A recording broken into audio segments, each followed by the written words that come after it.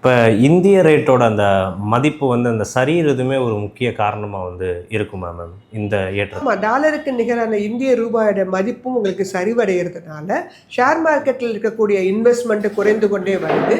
So even though உங்களுக்கு GST 2.0 வந்து announcement பண்ணதுனால தான் ஷேர் மார்க்கெட் ஓரளவு தாக்குப்பிடித்து நிக்குது. இல்லாட்டினா ஜெனரலா இந்த மாரி பிரச்சனைகள்லாம் நடந்தது அப்படின்னா, ஷேர் மார்க்கெட் ரொம்ப வேகமாக ஒரு இறக்கத்தை நோக்கி போயிட்டுருக்கும்.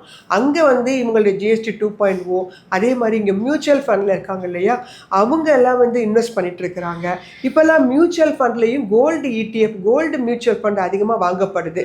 அதனால பணம் உள்ள வரதுனால ஷேர் மார்க்கெட் ரொம்ப இறக்கத்தை நோக்கி போகலை. இல்லாட்டி மேற்சொன்ன நான் காரணங்கள்லாம் சாதாரண நாட்களில் நடக்கும் பட்சத்தில் ஷேர் மார்க்கெட் ஒரு நல்ல சரிவை நோக்கி போயிருக்கும்.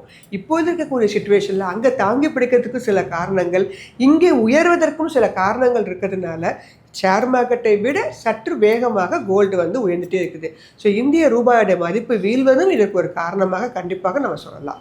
இப்போ ட்ரம்ப் வந்து போட்ட டேரிஃப்னாலேயுமே ஒரு பாதிப்பு இருக்குன்னு வந்து சொன்னீங்க.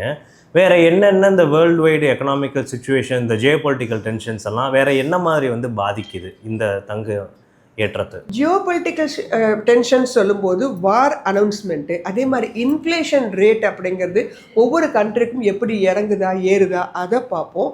அதே மாதிரி சென்ட்ரல் கவர்மெண்ட் பேங்க்ஸ் எல்லாமே பார்த்தீங்கன்னா கோல்டை வந்து வாங்குறாங்க.